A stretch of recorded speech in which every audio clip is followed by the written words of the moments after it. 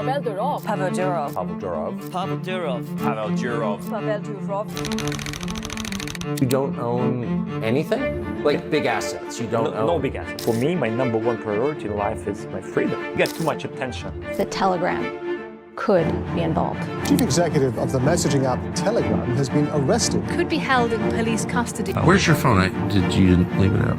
I don't use a phone.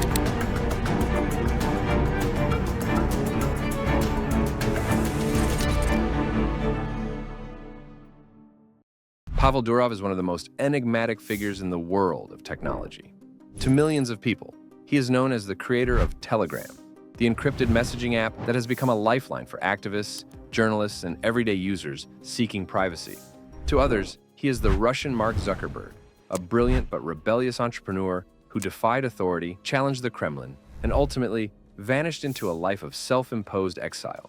His journey is a story of genius and defiance, but also of mystery and absence. Few billionaires are as elusive as Durov, who has no permanent home, no ties to any government, and a reputation as a digital nomad who lives by his own rules. Early life and education. Pavel Valerievich Durov was born in Leningrad, today's St. Petersburg, in 1984, during the final years of the Soviet Union. His father was a professor of philology, and his upbringing was intellectually rich. Durov grew up immersed in books, languages, and computers. He showed a gift for technology from an early age, spending long hours coding and experimenting with software. As a teenager, he was already obsessed with the idea of freedom of information and the power of the internet. He believed that technology could break down barriers, empower individuals, and challenge authoritarian control. After high school, he enrolled at St. Petersburg State University, where he studied philology but devoted most of his energy to coding projects. It was during his university years that Durov began dreaming of building a platform that would connect people on a massive scale. That dream soon became reality. vKontakte, the birth of a Russian social media empire. In 2006, at just 22 years old, Pavel Durov launched vKontakte, often called VK. It quickly became Russia's answer to Facebook. The platform was sleek, fast, and uniquely suited to Russian users. While Facebook struggled to gain traction in the Russian-speaking world, VK exploded. Within just a few years, it became the most popular social network in Russia and neighboring countries, with tens of millions of active users. Durov became a national celebrity. He was young, charismatic, and often described as the face of a new, modern Russia. But unlike many entrepreneurs who align themselves with power, Durov had an independent streak. He resisted outside influence, refused to censor content, and portrayed himself as a champion of free expression. That independence soon brought him into conflict with the Russian government. Clash with the Kremlin. By 2011 and 2012, Russia was experiencing widespread protests against election fraud and government corruption. Activists used vKontakte to organize demonstrations and share information. 2011, when we faced our first issues, the Russian opposition started to use VK to organize large protests in Russia. We were requested to ban these communities on VK by the government. The Kremlin demanded that Durov shut down opposition groups and hand over user data. Durov refused. In one memorable incident, government agents arrived at his door demanding compliance. Durov reportedly responded by sending them a photo of a dog sticking out its tongue. It was a small act of defiance, but it symbolized his refusal to bow to authority. The government did not take kindly to his resistance. Pressure mounted. Shareholders connected to Kremlin-friendly oligarchs began to acquire stakes in VK. Lawsuits and investigations targeted Durov personally. In 2014, facing growing threats and unable to maintain control of VK, Durov sold his remaining shares under duress. He later said he had been effectively forced out. With his position in Russia untenable, Durov left the country. He has never returned. At the end of that year, I had to make a difficult decision because I was offered choice between two suboptimal options: sell my stake in the company, retire, resign as the CEO, and leave the country. Exile and the birth of Telegram. After leaving Russia, Durov set out to create something new, an app that would embody his philosophy of privacy and freedom. In 2013, he launched Telegram with his brother Nikolai, a gifted mathematician and programmer. Telegram was designed as an encrypted messaging app with a focus on speed, security, and independence. From the start, Telegram distinguished itself from competitors like WhatsApp and Facebook Messenger.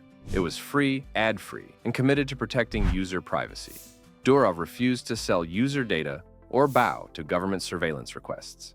For people living under authoritarian regimes, Telegram quickly became a trusted platform. Telegram's popularity spread rapidly. Protesters in Hong Kong, Belarus, Iran, and elsewhere used it to organize. Dissidents relied on it to communicate safely. Even ordinary users embraced it for its clean interface, large group features, and unique channels that allowed broadcasting to millions of subscribers. Today, Telegram has over 900 million active users and is considered one of the world's most influential apps. Telegram is one of the fastest growing and biggest social messaging apps, text apps in the world, popular all around the world, including in the United States, but almost. And yet, unlike the founders of other major platforms, Durov remains an enigma, the billionaire who vanished. While Telegram grew into a global giant, Durov disappeared from public view. He has no permanent residence and reportedly holds passports from multiple countries, including St. Kitts and Nevis, obtained through investment programs. He describes himself as a digital nomad, traveling between Dubai, Singapore, and other cities, but rarely settling anywhere for long. Durov has no family ties in the traditional sense, lives with extreme frugality compared to other billionaires, and is said to maintain a minimalist lifestyle. Colleagues describe him as disciplined, almost ascetic.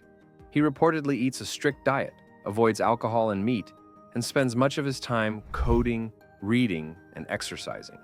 Unlike Mark Zuckerberg or Elon Musk, who cultivate media personas, Durov avoids publicity. He rarely gives interviews, almost never appears at conferences, and has no known permanent headquarters for Telegram. His public presence is largely limited to occasional posts on his Telegram channel. All right, welcome aboard. We at Telegram love blockchain. The reason we love blockchain, it's the technology of the freedom. We care about freedom. Well, thank you for having me. Where he shares updates with millions of followers. This deliberate invisibility has only deepened the mystery around him. Telegram versus governments. Telegram's success has also made it a target. Governments around the world have tried to control or ban it. In 2018, Russia attempted to block Telegram after Durov refused to hand over encryption keys to the security services. The ban was technically enforced, but largely ineffective. Russians used VPNs to keep accessing Telegram, and eventually, the government quietly lifted the restriction. Other countries, from China to Iran, have also tried to limit Telegram, but its resilience has only added to its appeal. Durov has repeatedly said that Telegram will never sell out, never cooperate with authoritarian regimes, and never compromise on privacy. In an era when most tech companies are accused of trading user data for profit, Telegram's stance has made it unique. Of course, this independence comes at a cost. Telegram has no traditional advertising revenue model, and its financing has often been questioned. Durov has poured much of his personal fortune, estimated at over $15 billion, into sustaining the company. Recently, Telegram has experimented with premium subscriptions and other monetization strategies, but it remains fiercely independent.